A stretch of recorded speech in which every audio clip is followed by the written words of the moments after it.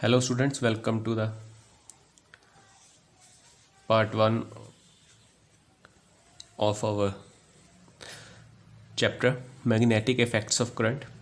Today we are going to find out expression for the magnetic field on the axis of a circular current loop. So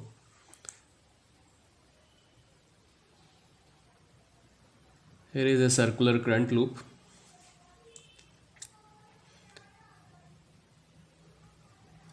This is the axis passing through it. The loop is carrying the current, say I, in the anti-clockwise direction, and P is the observation point at which we have to find out the magnetic field. This is the center of the loop. The center of the loop is present at a distance r from the observation point. A is the radius of the loop. To find the magnetic field at the point P, we make use of Biot-Savart law. According to Biot-Savart law, dB is equal to mu naught over 4 pi IDL sine theta over x square, where x is the distance of the current element from the observation point. So we define an current element AB in the direction of the current, that is IDL. We connect the current element with the observation point P. Let line which is joining current element with the observation point P, it makes phi angle with the axis of the loop. Then this distance is x from point P to the current element. According to the right hand rule, the direction of the magnetic field at the point P due to this current element, the direction of the magnetic field at the point P due to the current element, direction of the magnetic field dB at the point P due to this current element, it will be directed along this direction, that is P to Q. Okay, now here, because DL is perpendicular to x, because current element IDL is perpendicular to x, so theta is equal to 90.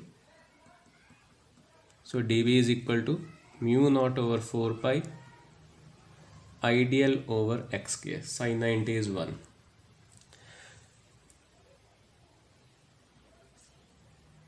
This is x-axis, this is y-axis.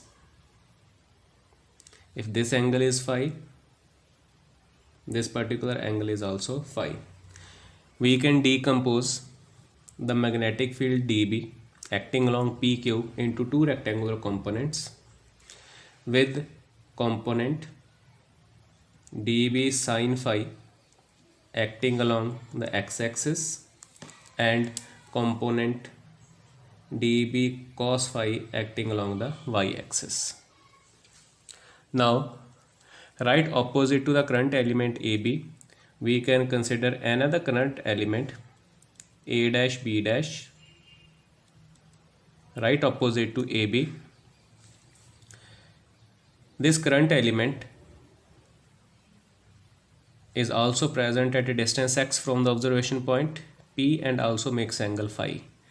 Its magnetic field of current element IDL at A dash B dash is making angle phi along the direction PQ dash. So magnetic field dB dash due to current element A dash B dash is acting along PQ dash. This can also be resolved into two rectangular components. The component dB cos phi will act along the minus y axis, while the component dB dash sin phi will act along the plus x axis. Because both elements a dash, b dash and ab, they are present at same distance x from the observation point P, and that magnetic field magnitude at the point P is same, only the direction for the two element is different. So because magnitude of dB and dB dash is same, these angle phi are also same. So dB cos phi and dB dash cos phi, they exactly cancel each other. But dB sin phi and dB dash sin phi, because they are acting along the same direction, so they will add up to give the total magnetic field. So total magnetic field B will be integral of dB into sin phi. Now from figure, if we find the value of sin phi from this right angle triangle, sin phi will be equal to a over x, that is perpendicular over hypotenuse. Therefore B will be equal to integral of mu naught over 4 pi IDL over x square into sin phi into a by x, which is equal to mu naught over 4 pi I a over x cube into integral of dl. Here mu naught over 4 pi is constant, current is constant, radius of the loop is constant, distance of observation point P from the center of the loop, that is OP distance, that is equal to x, sorry, the distance of P from the current element AP is constant.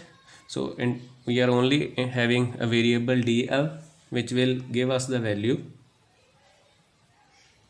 mu naught over 4 pi I a over x cube into integral of dl.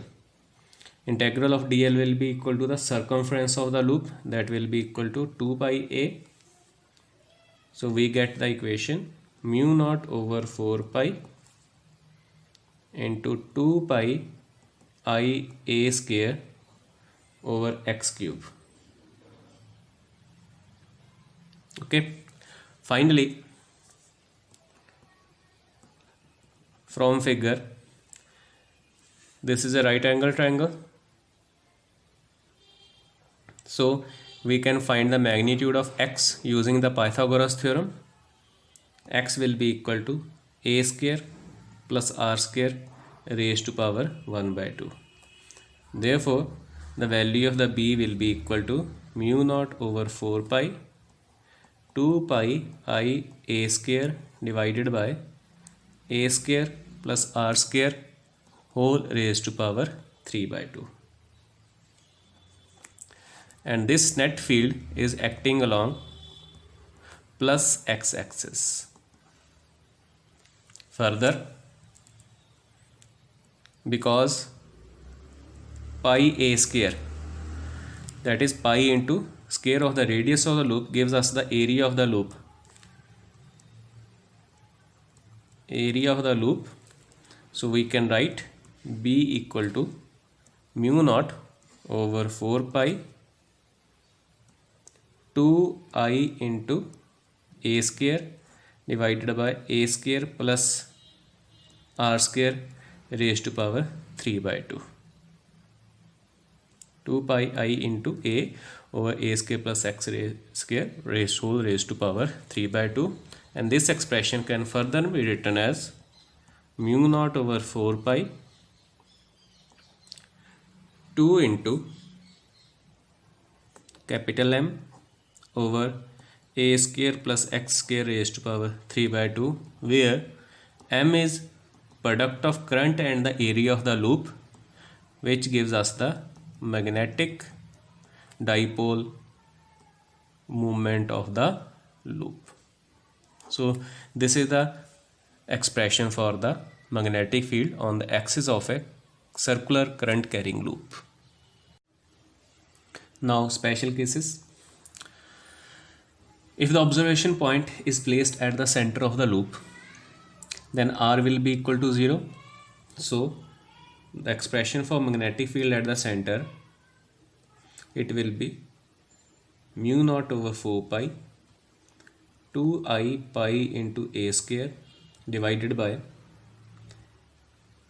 a cube. Square and cube get cancelled, which is giving us final result mu naught over 4 pi 2 pi I over a, which is nothing but the expression for magnetic field at the center of the loop, which we have derived earlier using Biot-Savart law. Second, if the observation point lies far away from the center of the loop, that is, the distance r is far much greater than the radius of the loop. In this case, if r is far much greater than a, then the value of a in the denominator can be neglected. So in that case, b will be equal to mu naught over 4 pi 2 pi I into a square divided by r cube. Last, if r is equal to a, if observation point lies at the same distance from the center of the loop equal to its radius, then b will be equal to mu naught over 4 pi 2 pi I a square divided by a square plus a square whole raised to power 3 by 2, which will be mu naught over 4 pi 2 pi I a square divided by 2a square raised to power 3 by 2, which will be equal to mu naught over 4 pi 2 pi I a square divided by 2 raised to power 3 by 2 into a cube, which will be equal to mu naught over 4 pi 2 pi I a square divided square and cube get cancelled, so which will give us mu naught over 4 pi 2 pi I over 2 raised to power 3 by 2 into a. This will be the final result for the magnetic field.